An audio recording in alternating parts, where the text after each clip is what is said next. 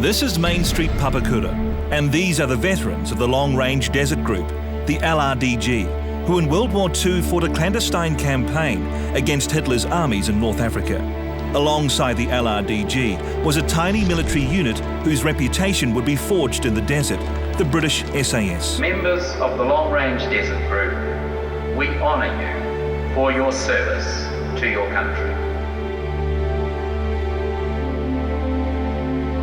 Today, as the veterans are honoured, a new generation of young Kiwi men is preparing to fight overseas. They are the soldiers of the New Zealand SAS.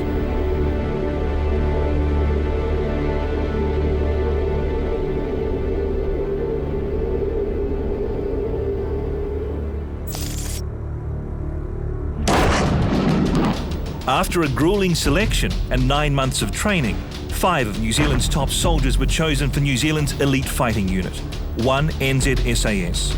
You are now one of us. You don't let it go to your head because that's just the beginning. Their initial task was to train for 21st century warfare.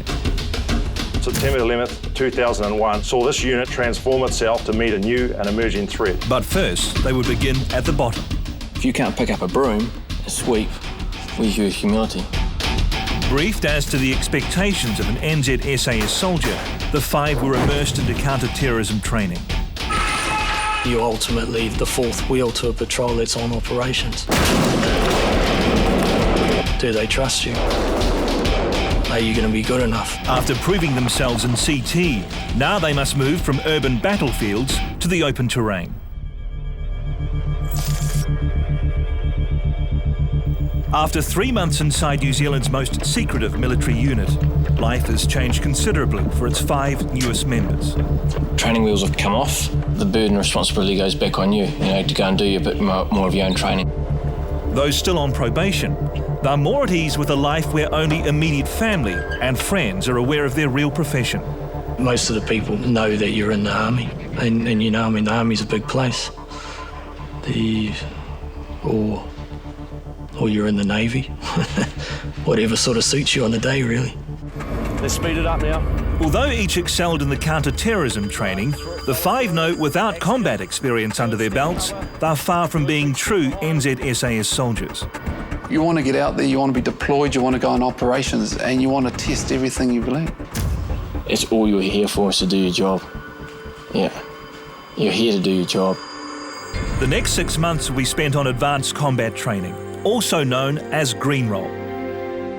Green Roll Squadron is that element that would deploy offshore to conduct sort of what we would term to be traditional war or combat operations. The first phase of Green Roll is advanced infiltration. The troops are mainly environmental. So, for example, the amphibious troop conducts waterborne operations. The air troop, its infiltration skill is advanced parachuting, and the mountain troop carries out climbing tasks and operations above the snowline. During the 9-month cycle of training, the 5 experienced all the infiltration techniques. Now they'll be assigned to one permanently. The squadron commander gives notice to the 5. 1 will go to amphibious troop, 3 to air troop. Yeah, I can fall like a rock, so you can be air troop. And the last man to mountain troop. With their troop allocations decided, the 5 now begin their advanced infiltration training. Okay, so by the end of it, training year is, as we've already discussed, looking at your own infill skill training. So with the exercise in particular, we'll be concentrating on basic survival there. We'll be looking at snow caves and those sort of elements we've spoken through. For the 5, there is an additional private challenge to meet. That is to earn the respect of their NZSAS peers. After a while, some cases it took a year and a half.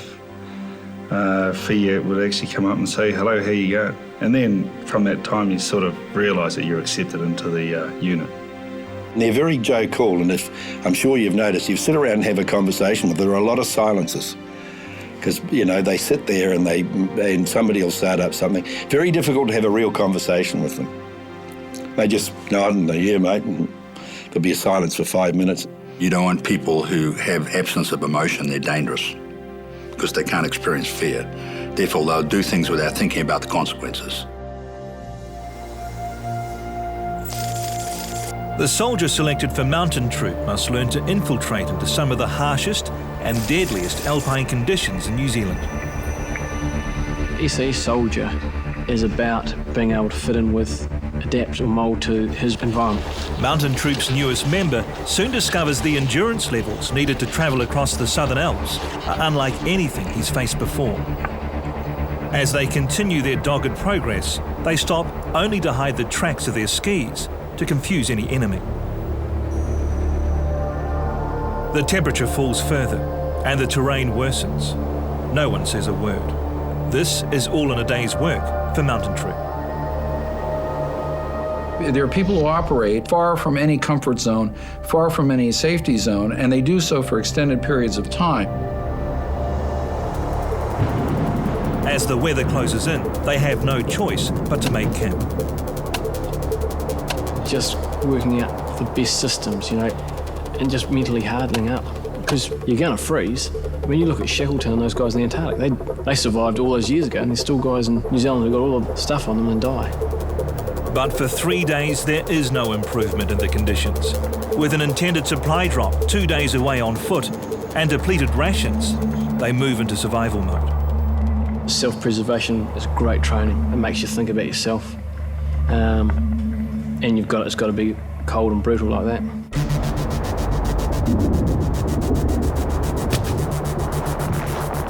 Eventually, it's the sniper rifle that keeps them fed, not a moment too soon. A fast-moving weather front forces Mountain Troop into another phase of training. With no time to waste, they must abandon the tents and build a snow cave. This ice home will protect them from the elements, and here they must stay until the weather clears. We probably crammed 6 or 7 years' worth of work into that day. There's no 8-hour day. There's no knocking off for a break. You know, this is my break. We're going to have a break. If I felt that we couldn't have a meal, we didn't have a meal. After 5 days, the weather finally breaks, and with it the chance to get fresh supplies. For Mountain Troop's newest member, it's been a baptism of endurance. For one of his mates, the challenge is not in the alpine cold, but in Auckland's bustling port, where the newest soldier in Amphib Troop is about to take part in a covert nighttime infiltration. Those people who are advanced swimmers, they'll go into the amphibious troop. In silence, the NZSAS divers slip into the water from a small jetty. Their target is a ferry, doubling as an enemy vessel.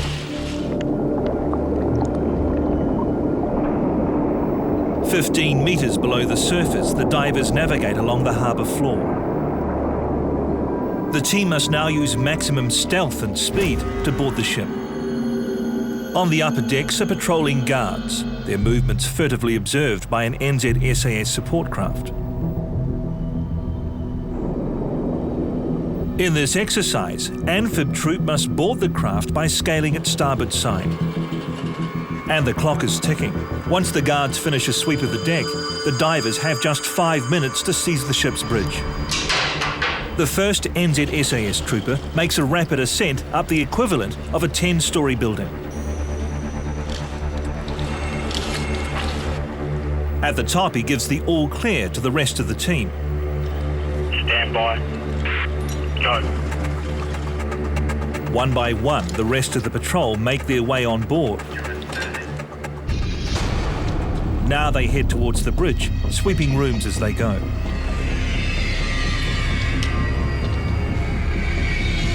With the guards returning to the ship, the patrol has only seconds to reach the bridge unseen. Stand by. Go. Amphib's newest member sticks to the drills and keeps pace with his colleagues.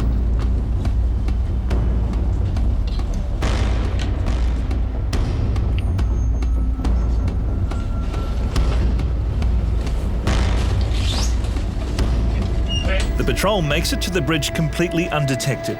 The mission a success, the new soldier's performance flawless. Next, it's the turn of Air Troop's 3 newest members.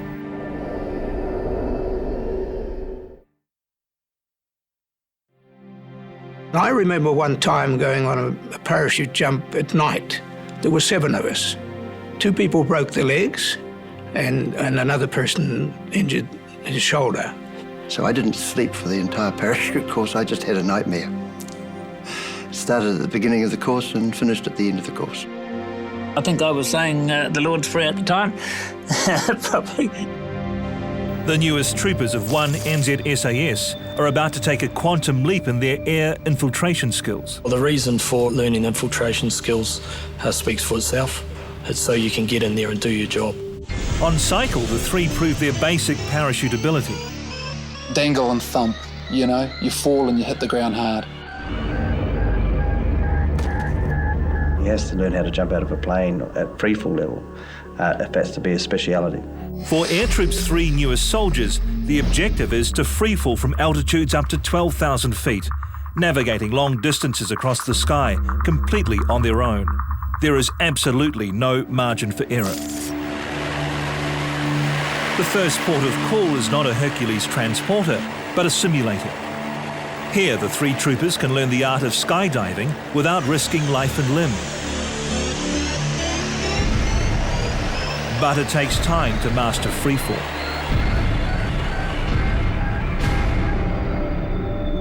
It will take them a number of years to accrue the necessary experience to become a master freefall within the troop. You know, he's at the bottom of the pile of experience.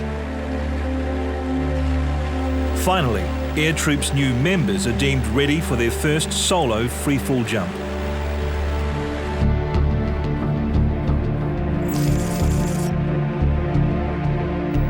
Freefall SAS style bears no resemblance to recreational parachuting.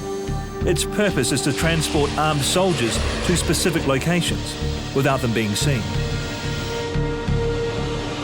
At high altitude, the air becomes so thin that breathing without aid can lead to a blackout. But that's not the only obstacle for Air Troop's 3 new soldiers. I reckon the military can wreck anything that could be fun in the civvy world. They put a big pack on you, tell you to get out the back door.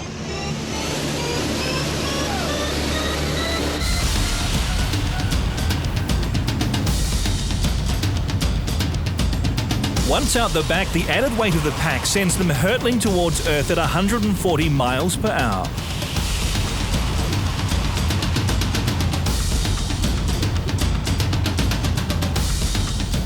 As the air rushes past, each man battles to remain balanced.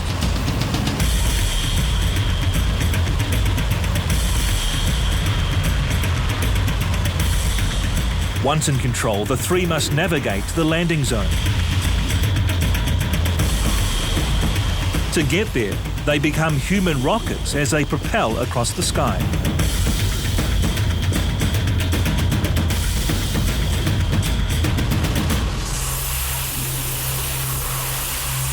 Over the landing zone, the canopy's open.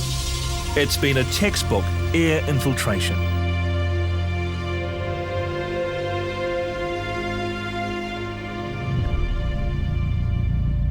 It leads to this process of continuous improvement. Everybody wants to do better next time, and the next time, and the next time, and you're constantly trying to get better and better and better. And it also means that you get to the stage very quickly in a small group of men where you know you can absolutely trust the person in front of you and behind you and to your left or your right. Before the 5 new troopers will be sent on an overseas deployment, there is much to learn. But their time will come soon enough. Unlike a lot of conventional forces, they will see action early and often in their operational life. The operational tempo of the New Zealand Defence Force since the 90s has been incredible, with all the deployments to the UN-type operations and then the problems closer to home. On every wall of the NZSAS headquarters are images and symbols which act as a daily reminder to its newest members of what being part of this unit is all about: active combat. Too small to fight alone, the New Zealand SAS has proven its ability to fight with its international allies in any theatre of war for more than 50 years. Whether in jungle or desert, the NZSAS's hallmark is versatility. From Malaya in the 50s to the American-led war on terror in Afghanistan today.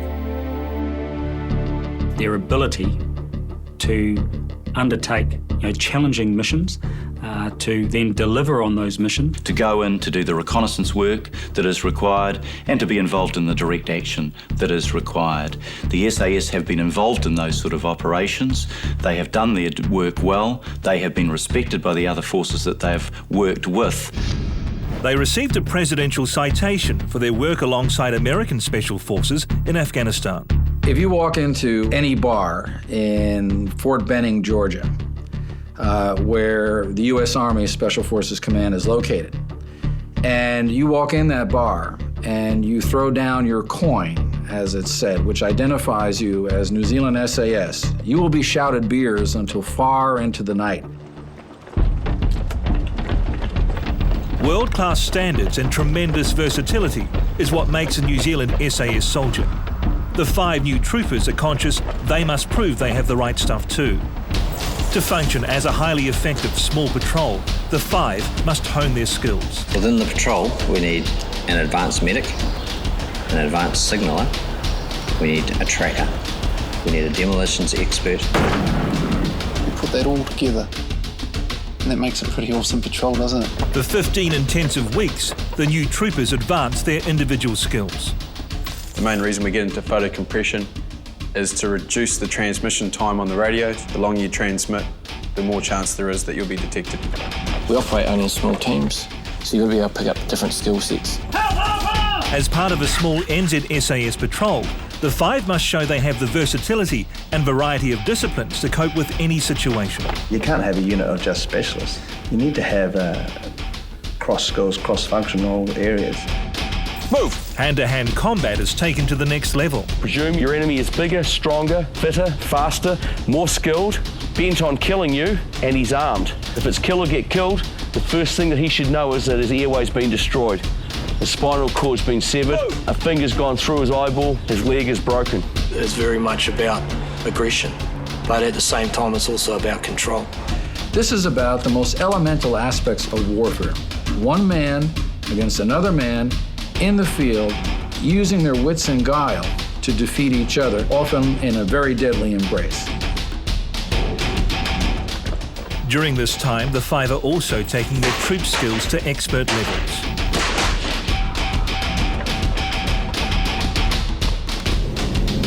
The Amphib troop members work on distance and depth in their diving. Those in air troop increase their heights and distances travelled and at night. And mountain troop adapts ground skills to fit the unique terrain. Wherever possible, the 5 are introduced to real-life settings using live rounds. Here, enemy communications are the designated target of this unopposed mission. While a beach headland is the object of an amphibious assault.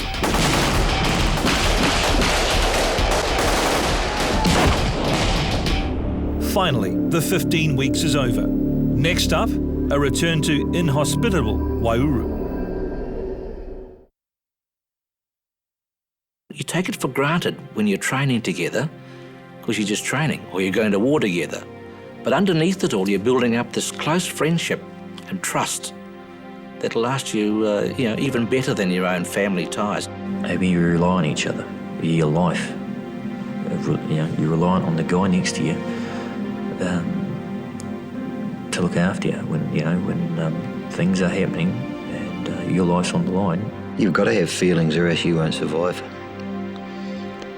Yeah, you've got to worry about other people, not only yourself. That's the whole thing about the 4-man or the 5-man patrol. In their 5th month of their advanced NZSAS training, the unit's 5 new troopers are back at Waiouru. As soon as you get to that signpost saying Waiouru, it starts raining. Guaranteed. Here on cycle, they learnt a variety of weapons and tactics as they forge basic SAS patrol skills. They begin to specialize in a much more acute manner in the various disciplines that they're going to need in the places that they're going to be deployed. Now they must advance these skills to operational level for potential deployment on missions to places like Afghanistan.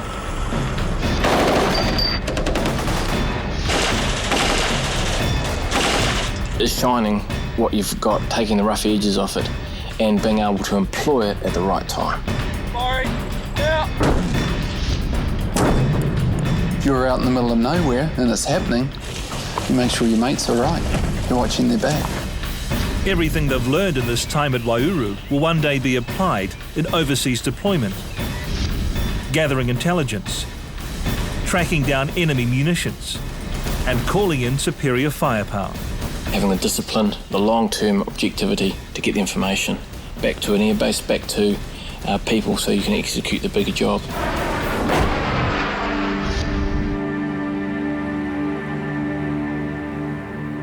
As winter drags on, the 5 troopers continue to upskill their abilities. As a patrol, they learn to blend into the landscape.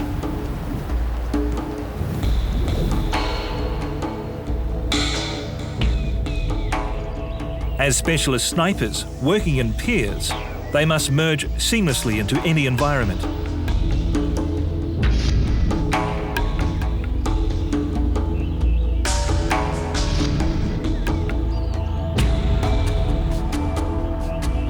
Acquire the concentration to lie in wait for hours at a time.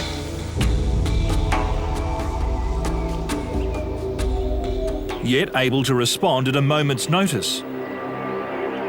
And bullseye a target from up to 800 metres away.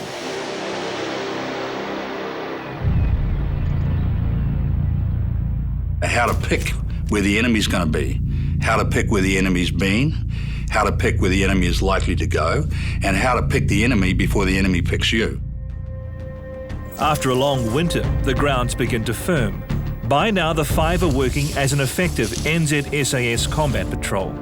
But as they practice more direct action training, this time with explosives, the 5 are conscious what they lack and want is actual operational experience. The unit commanders understand this frustration and impatience. They once had it themselves. And one Waiouru winter 50 years ago, so too did the original soldiers of the NZSAS squadron, waiting for their first overseas deployment to help the British Special Air Service fight communist insurgents in Malaya. The only way to get at them was to go into the deep jungle.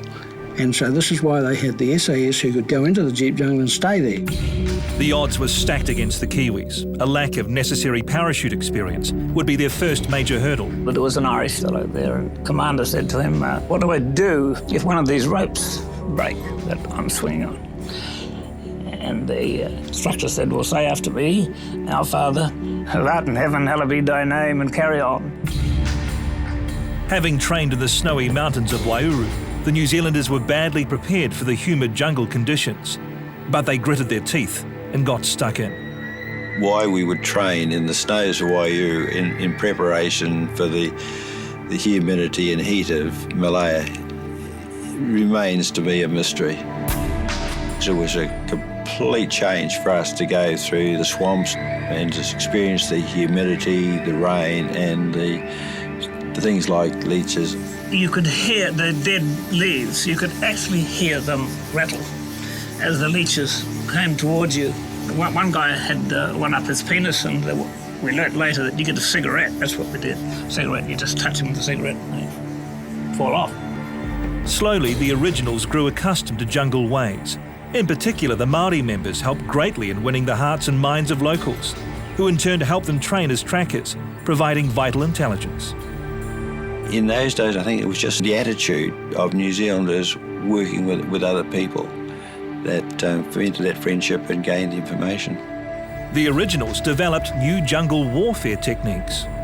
You could only hear the sound of your own movement when you were moving quickly. You couldn't hear the sound of movement or any noise from the opposition. So we decided to slow down, and we decided to get off the tracks, what we call contouring. Perhaps we didn't cover as much ground, but I believe we covered the ground much more carefully. The originals made such a huge impact in this jungle warfare, they were instrumental in bringing down the communists. The jungle is the same for you and for your enemy. One who makes the best use of the jungle that survives. Today, the legacy of the originals inspires the 5 new troopers. And after a winter of advanced training, they've taken their skills to the next level.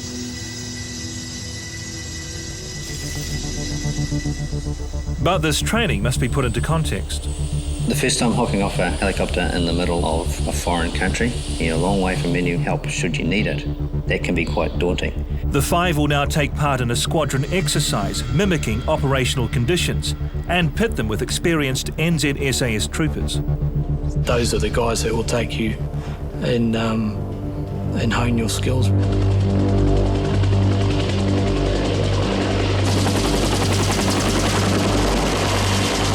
As dusk falls, the mission begins with the 5 aboard.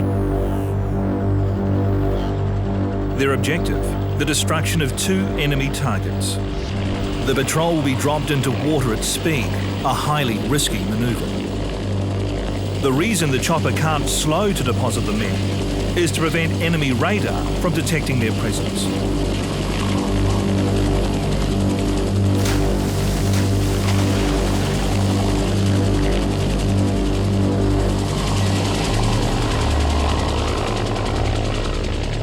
Although the snows have thawed, the water remains icy cold, but here the soldiers must stay for several hours. By nightfall, the current has carried their numbed bodies closer to the targets. Now they split into 2 teams, the 5 spread among both. Up to their necks in the freezing water, the first team struggles to attach explosives to submerged power lines. The second team heads inland to the mock dam. Like any actual mission, where there is only one chance to complete the task, so too with this exercise. In total silence, the new troopers work to complete the exercise to the standard of their mission-proven colleagues. You keep your mouth shut and you learn off them. That's what you do, because there's so many guys with amazing skills here. With the explosives in place, the teams move quickly to their pre-arranged meeting point.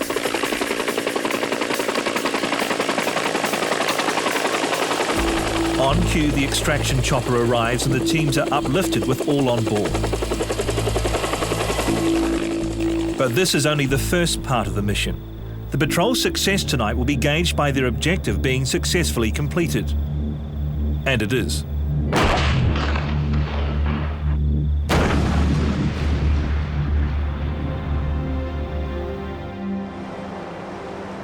Tonight, the 5 have proved themselves amongst their peers. Their time at Waiouru is now over. They're more physically robust, they're more mentally robust. Their level of expertise has gone up exponentially with the amount of training that they've had. The next stage in their education can only come from deployment. Well, that's what you've trained for. You know, fingers crossed, the beeper goes off, you're waiting, hopefully it's you. Back at HQ, the 5 are invited to experience one of the unit's rare times of formality, and by its standards, pomp. This is the unit's annual regimental dinner, a living roll of honour, where rookies and veterans of the NZSAS sit side by side. It's probably the time where everyone sits and reflects. This unit's done a lot, and it will do a lot, and it's important that its heritage is respected. Your country may be small in numbers, but it's a giant in the size of its contribution to the world. The greatest asset with which New Zealand is blessed is the quality of its people. And the New Zealand SAS epitomises all that is outstanding in this brave country. Being among illustrious company makes the 5 troopers even more eager to deploy. When you've got that heritage and that past, it gives strength to the guys. And they know that, you know, people have done it in the past, they can do it. Those members here tonight from the original squadron and those past members of the unit, you can be assured that today's SAS group maintain the same ethos, strive for the same standards of excellence as you have done. This is a defining moment for the 5 troopers as they are accepted into the brotherhood, that is, one NZSAS. Soon, it will be their turn.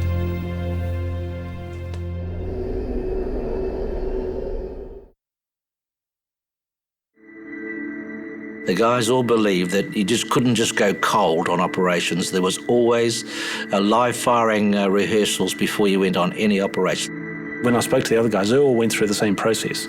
And you train and train and train and train, and then all of a sudden you're really doing it. We've got to understand quite clearly, I mean, without a shadow of a doubt, that Operation Claret means that if you are taken on the other side, all knowledge will be denied to your presence over there. The international war on terror is hotting up. And New Zealand's involvement is being discussed. If there is to be a deployment, there needs to be the political decision made by the government. Is this an operation that New Zealand should be involved in, and how can we best respond to that? If it is urgent, a small group of ministers will come together. The ministers will consider the situation, be briefed entirely on it. We'll consider whether the preconditions of a New Zealand deployment have been properly met. For one NZSAS, whether they deploy or not is in the hands of the government. Everyone has to be prepared and have everything in order so that if short contingencies arise, then that they're in a position to respond. While awaiting Wellington's decision, the unit trains to an operational level of capability, OLOC. So we need to have our bags packed and the equipment on the shelves ready to use. For the 5 troopers, experiencing OLOC will be as close as they get to the real thing.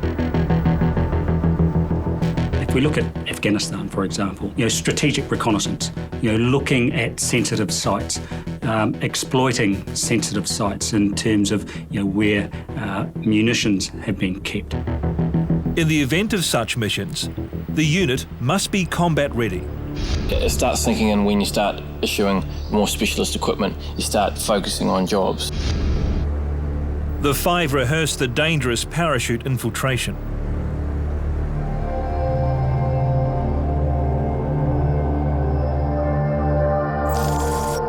At a military airbase, the soldiers run through the operation specifics over and over. First, they'll have to identify a landing spot chosen by agents on the ground. Upon landing, and without being detected, their mission objective is to find and then destroy an enemy weapon site. At some stage, they will encounter an opposing force. It's a matter of ultimately giving you an insight and preparing you for the real thing.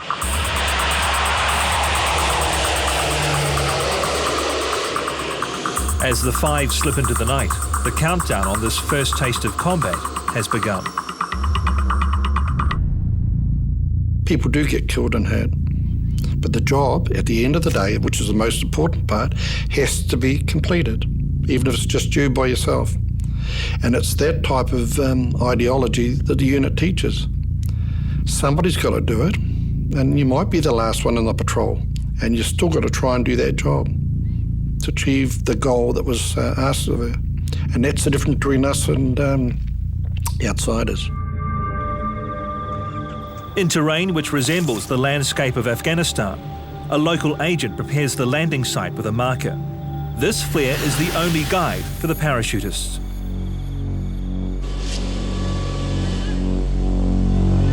Weighed down with a full pack, weapons, night vision equipment and explosives, the journey to Earth is as dangerous as any mission they will undertake.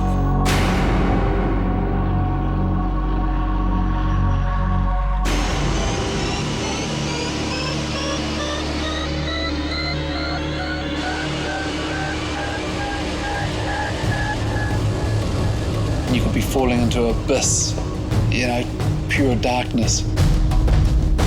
It's freaky. It really is. You can't explain it unless you go and actually jump at night. For the 5, the real test now begins.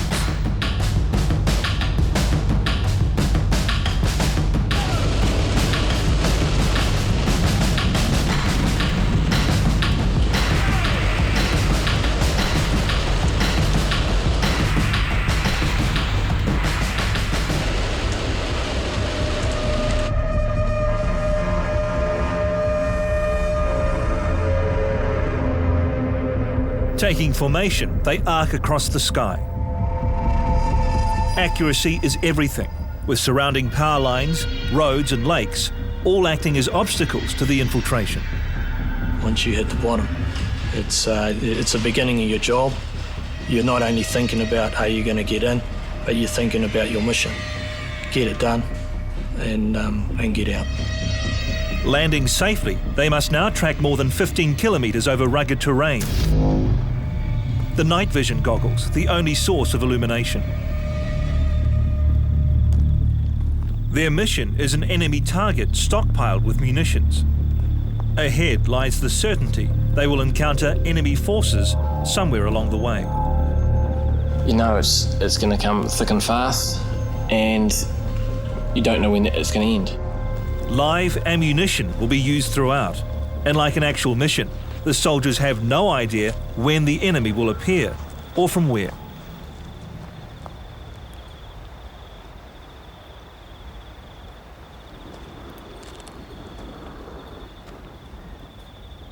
But after 3 hours, there's still been no sign of the enemy, and now the target is at hand. Checking all is clear, the patrol commander commits to going in.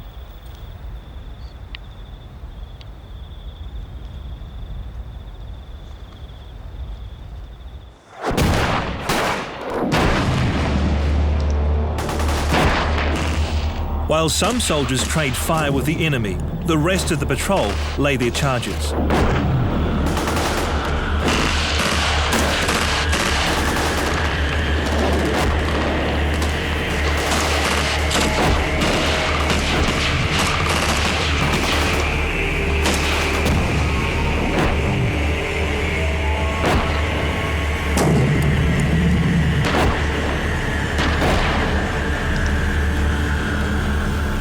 Working calmly among the confusion, the troopers complete their task and beat a textbook retreat.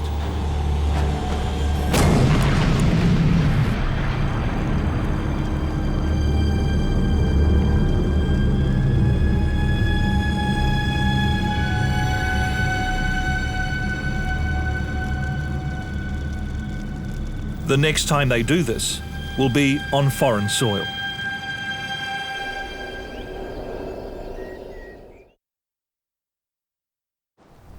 The New Zealand SAS is an elite fighting unit, part of an international coalition.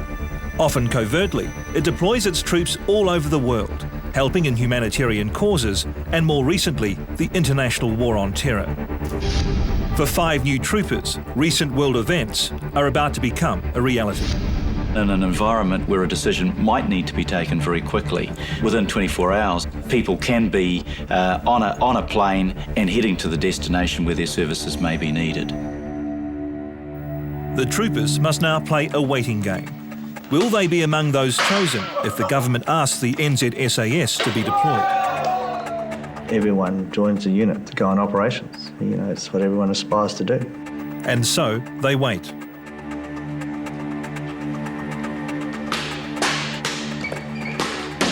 You started off at the beginning with the selection, holding on to my belt and beret, deciding that this was going to be a career for me,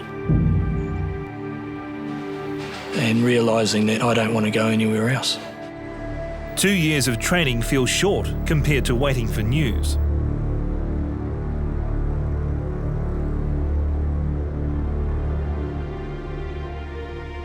We didn't publicise what we did, and we had language to cover what we did to our families.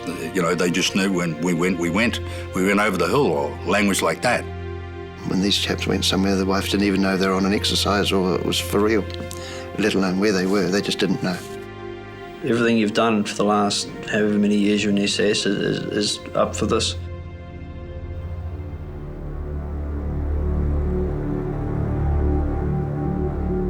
Finally, the orders come through. 1 minute, you know, you're waiting out to hear who's going. Next minute, yeah, you're going, you're on a plane, let's go. All 5 troopers are going on their first deployment.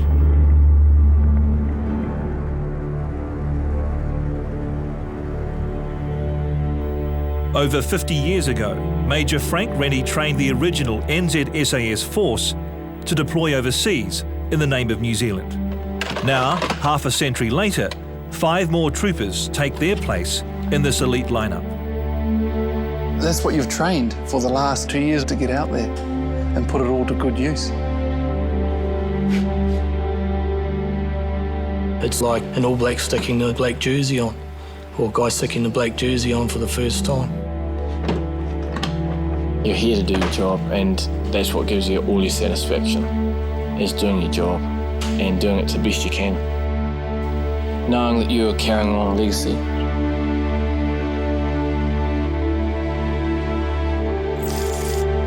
With maximum focus but minimum fuss, the 5 troopers load their equipment ready for imminent departure. Unlike conventional soldiers, there's no fanfare for this unit on deployment. What the NZSAS has done in the past, and will do in the future, must remain a closely guarded secret, as these 5 are about to find out. Given that the government and the SAS have a neither confirm or deny policy, we will never know the full extent of places to which these fellows are sent. This is the moment when 5 troopers become NZSAS soldiers.